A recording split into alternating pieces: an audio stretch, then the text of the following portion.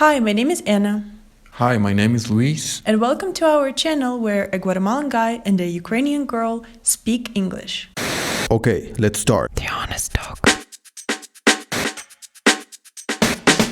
Hello, our dear subscribers. Today, we want to say thank you, to those who are subscribing, to those who are watching our videos. Thank you very much. We appreciate this support a lot. Nevertheless, 80% of our viewers are not subscribed to our channel. So please subscribe. Why not? It's for free. Also, by the way, we can see that you are not watching the videos till the end. You're watching like from 1 to 3 minutes of our videos. And they last like 10 minutes. We can see you. Watch till the end. Whatever she says. Yes. Okay, so today we wanted to talk about Luis's experience in Ukraine. In our last video, we asked you to send us some questions to Luis as he was in Ukraine, some questions about Ukraine to him, but none of you, sent any questions. Well, it means that they didn't watch till the end where we were actually asking them to do that. We, anyway, have some list of things that Luis experienced and liked or disliked or something strange that he saw in Ukraine. Yeah, we're going to talk about strange things that I saw in Ukraine. And of course, I need to say again that I'm Guatemalan or Guatemalan. Okay, maybe you should cut this off. Maybe not. So we're going to talk about some strange things for me that I saw in Ukraine as a Guatemalan person. Because, of course, I don't know so many countries. I visited Ukraine last year for a few weeks. I saw many things, interesting things, strange things, rare things for me as a Guatemalan person. And that's what we're going to talk about, right? Yeah, you all were saying that, what if I go to Ukraine and record a video, Cosas Raras de Ucrania? Well, here we are recording this video.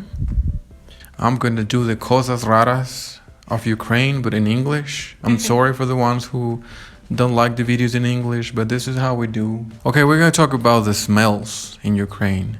And it sounds bad from the beginning, but it's not. It's just, I want to talk about how strange it was for me to come to Ukraine, come out of the airport. And the first thing that I noticed was that there was some interesting smell. And it was mostly smoke, like tobacco thing. It was very interesting. This is one thing that I am not missing from Ukraine here, because it's true. Many people in Ukraine smoke, and smoke in public places, even though it's forbidden. Public places being bus stops, for example. People smoke. My father smokes. Smoke everywhere because almost everyone is smoking, but not new generations. New generations don't smoke so much anymore. Another thing that I noticed was that it is very safe to travel on the public transportation. Even though the buses themselves are not like new, they are old buses, but you feel safe there. And another thing about the buses that I noticed was that when you enter the bus, you can go and sit down, take a seat and you just sit down, and you don't need to pay straight away. When people take their seats in the bus, especially in the back, they do something very interesting. Like they are sitting down, like in the very back of the bus, and they give the money to the next person on the next seat.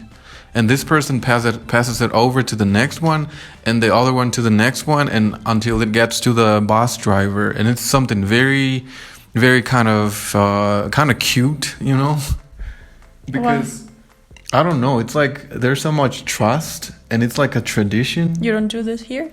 Not at all. I don't think so. Sometimes you need to, the helper of the bus, he passes over the change sometimes, but not like you don't send the money like this.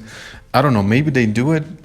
It's just like I don't use much the public transportation because it's not so safe, I should say. They are driving too fast and all the things. So maybe they are doing this now, but I think they are not doing anything like this. Yeah, and the funny thing that even if you pass from the back seat to the front seat 100 grivnas, the ticket costs only 4 grivnas. They're gonna pass back 96 grivnas. Nothing is gonna happen to your 96 grivnas. Yeah, that's pretty interesting. It was kind of cute. It happened to me. once, and it was the first time ever. Like the guy in the back seat, he was giving me the bill, and I was like, "Did I drop the bill?" And then I was like, "Anna, what is happening? The guy is giving us some bill." It was very interesting, and not only that, I saw there on the buses, inside of the buses, there's like this next to the driver, there's like a small pad, like a small area where there's all the money that they are gathering from the passengers, and it's like a huge pile of bills and coins just laying there, you know, like there's no fear that someone is gonna take it all. And I'm like, when I saw this, I was feeling some anxiety, thinking, okay, if I saw this in my country, I mean, I would never see this in my country, because, like, you know how some things are going here. So they have this huge pile of bills and coins. They're just there all the time. Like, even people are just putting them there. Like, okay, here's my pasaje. За проезд. За проезд. Mm-hmm. It's like the fee. Mm-hmm. Okay. We should say that we know that it happens in other countries too. You don't need to say in the comments that, oh no, it happens here where I'm living. We know it happens. I'm speaking as a Guatemalan person who has lived all his life in Huehuetenango, in Quetzaltenango, in Retaluleu, and traveling across the country.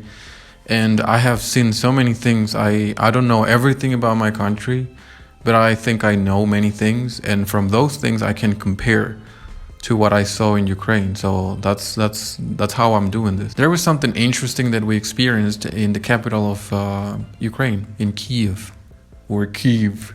Kyiv. Kyiv. Kyiv. Kyiv. Kyiv. Okay. Is it acceptable? Yes. No? Okay. In Kyiv. We needed to go to the store like at 10:30 p.m. We were staying somewhere far from the center of Kiev. The street that leads to the store, it was completely dark. There was no lights, like nothing there. For some reason, everything was so normal. It was fine. Nothing was strange. What? Yeah, nothing was strange. Everything was normal. That's true. In Ukraine, for example, I was working as a teacher in a private school, and there I was working until like 9 p.m. or like 8 p.m., but I was coming home at 9 p.m. and I was going from a bus stop to my house, which is like 15 minutes walk, and it was dark, completely dark, and well, thank God nothing has ever happened to me. But it's not because I'm lucky, just this is how it is. So you're not afraid. For example, here in Guatemala, we were recording one video in the center, remember? And I was entrevistando.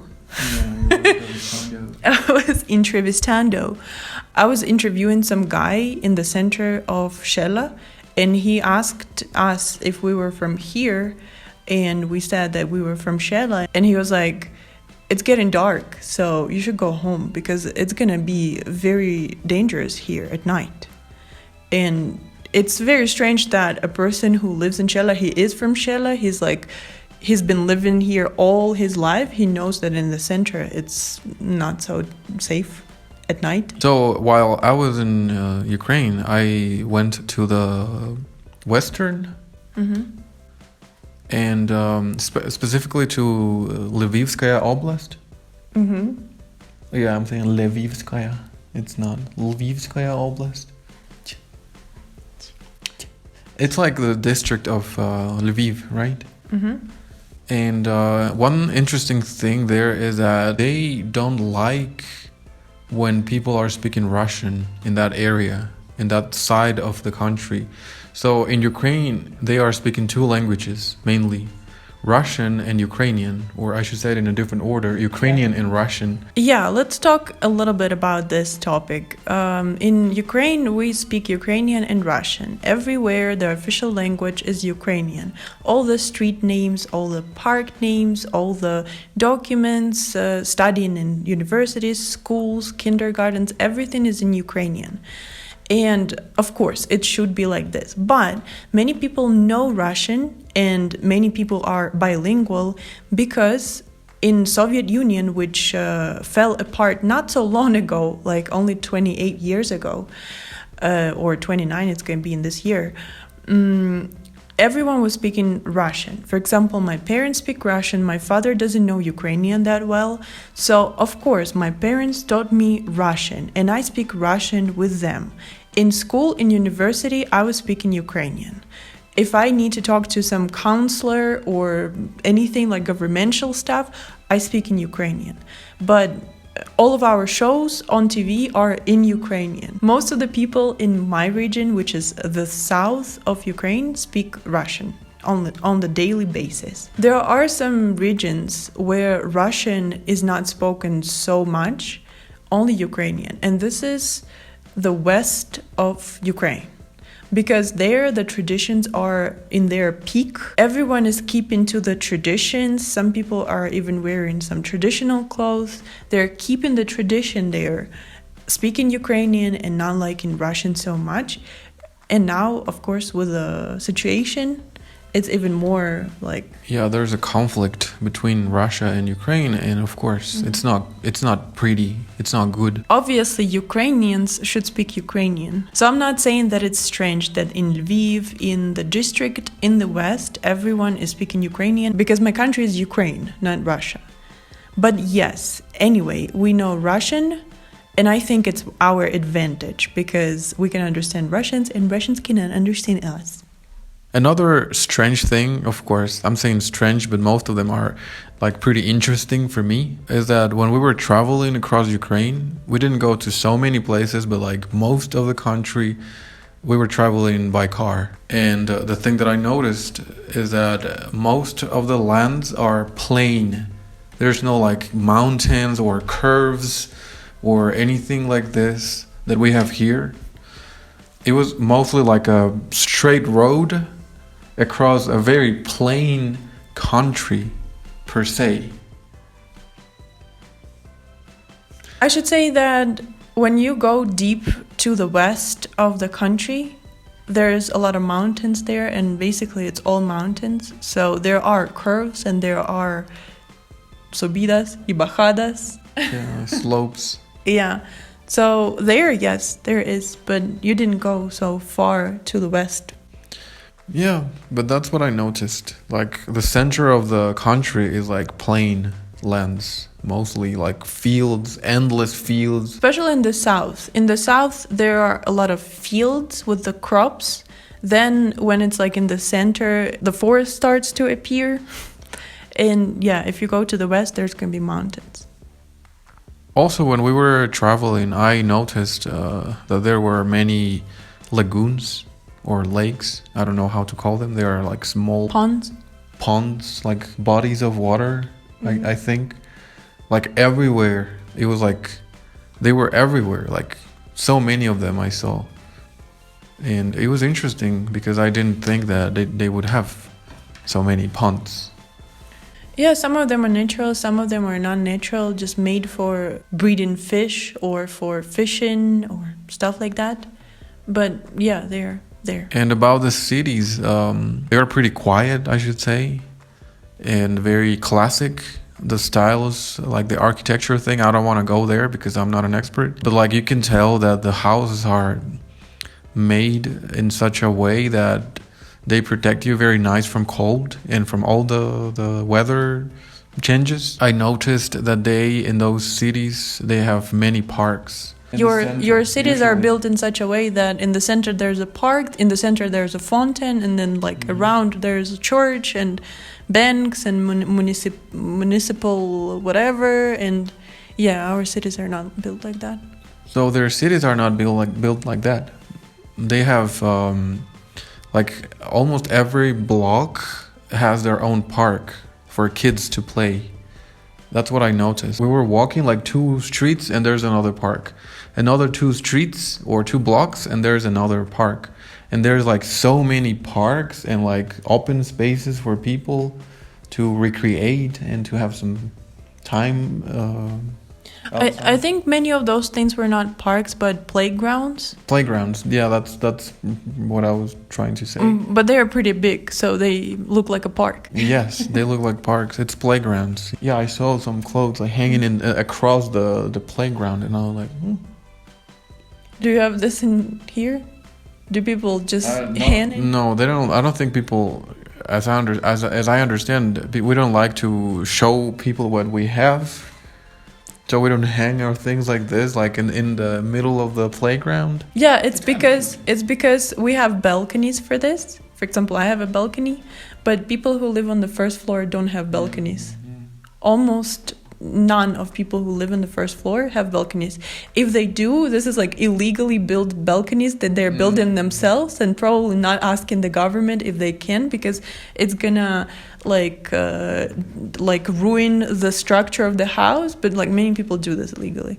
Some people even make those balconies on the second floor, like with a huge like pillars, which is probably not legal at all.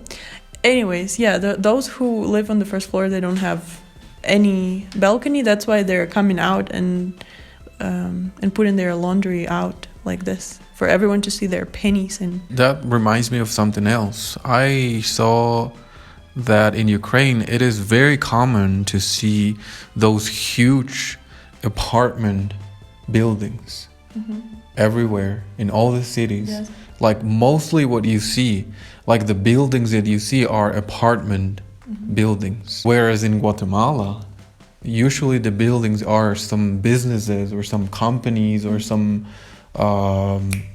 factories or mostly stores, you know? You see like a nice tall building, and it's because there's something like offices, yes. But there, it is much more common to see those buildings. Whenever you see a video of Ukraine, you will see those buildings standing in all the cities, and there is people living there.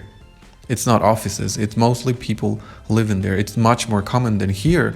Here, only in some places you can see a couple of those. In the capital, I was staying once in some of those buildings, but like even the design is so different. Do they have windows in there in apartments? Yeah, I think. Yeah, another thing there is like the windows.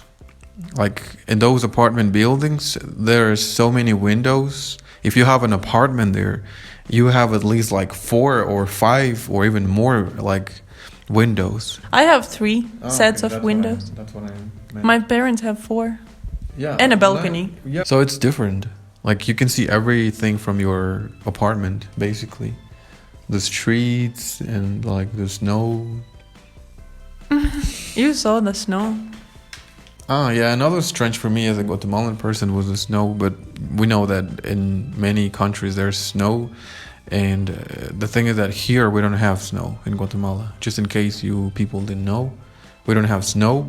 And I saw it in Ukraine for the first time. So it was strange for me. But it doesn't mean that it's something strange in general. No, it's not. But we're comparing Guatemala and Ukraine. So here in Guatemala, there's not so much snow. There is no snow, but I remember that in some year, like 2006 or something, there was one day when people found like a little bit of snow somewhere in Shela, in the volcano or something like this. But like this is not the same when snow is cayendo, when snow is falling on you. It's like a different thing from just like ice that is on the floor. Yeah, I know that it may sound like I don't know anything about anything in this life. But also another thing about the snow and the rain that amazed me was that usually here you can see the rain coming down like this, like diagonally or like vertically, like this or like this. But there the rain was not coming like diagonally or vertically, but like this, like horizontally. So the rain was going like this, you know, in this direction. I think it's because of the wind.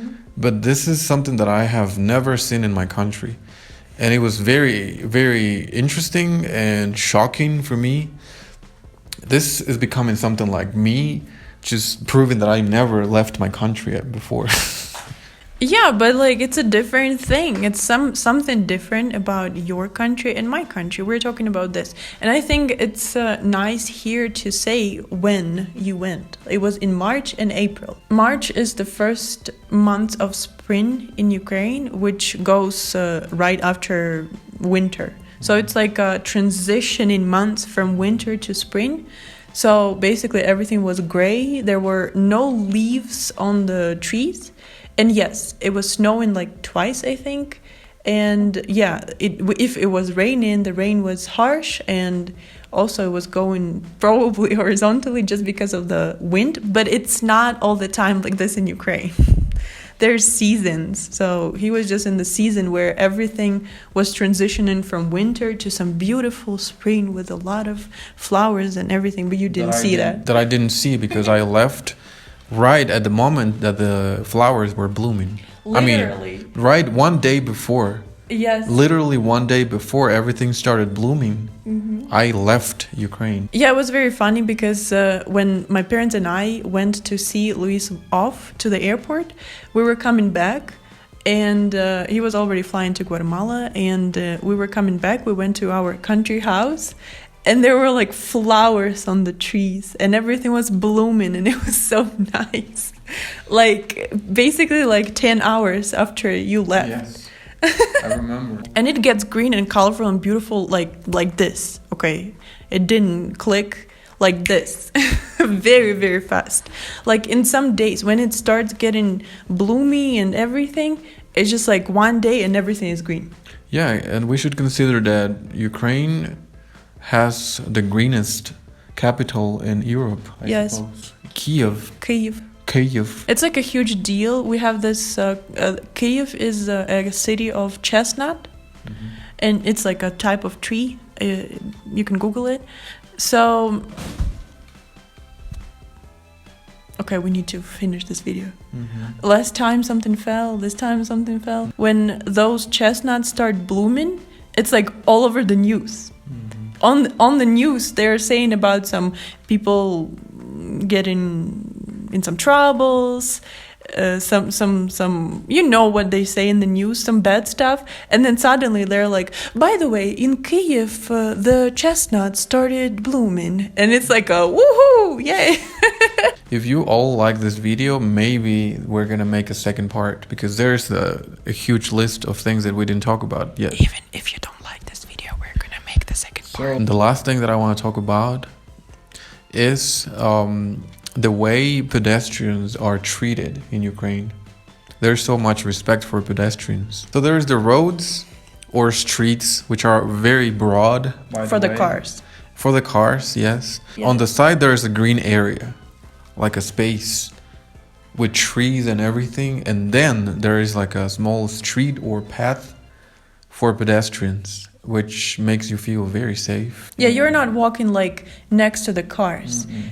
People and cars are separated by green area. Of course, not in all of the cases, but at the same time, if there's no trees, there's some fence. There's a road, there's something that separates you from the road, and then there's a huge area for pedestrians on both sides of that road. So here in Guatemala, it's very difficult. In Guatemala, there's not so many sidewalks. Sometimes you need to go on the road if you need to go somewhere, or if there are sidewalks, people are selling something on them, and it's like a very, very small thing for one person only. So like if you are, for example, with a couple, you in Guatemala would never hold hands unless you are in the Central Park walking. Because in the sidewalks you would need to go like this, your partner in the front, you are in the back, like holding hands like this. In Ukraine there's a lot of space for two couples to walk next to each other, and it doesn't make Guatemala a bad place and Ukraine a good place. No, the thing about the roads also doesn't make Guatemala bad and Ukraine good, or vice versa. It's just differences, and differences exist in all of the cultures, in all of the countries. If you go to El Salvador, There's going to be a lot of differences too. They don't eat tortillas that much that you do, right? They don't eat like empanadas that much that you do. But it doesn't make El Salvador a bad place, right? It just makes it a different country. If we go to Japan, if we go to Japan, it's going to be a completely different world. There's going to be a lot of technology or whatever, lights and everything, but it doesn't make Guatemala bad, Ukraine bad, and Japan good. No, it's just like different countries. That's what we are trying to say here right now. Just things so that if you, for example, want to go to Ukraine, you know those things already because we told about them. So that's it. I wanted to talk about the strange things that I saw in Ukraine. Strange as for me. And that's it. Maybe we're going to make another video, maybe not. So thank you for being here with us. Thank you for watching this video. Leave your comments down below. Please subscribe to our channel. We know that 80% of you are not subscribed. We're watching you. We're watching you. And yeah, probably only like 1% of the people who were watching watched till the end. So thank you very much. If you're still watching this video, let me tell you, you are a very special person. We love you with all of our hearts. I don't know if it's like this in English, but we love you. Thank you very, very much if you are still watching this video. If you watch till the end, comment your favorite fruit. Oh yeah. Bye. Bye.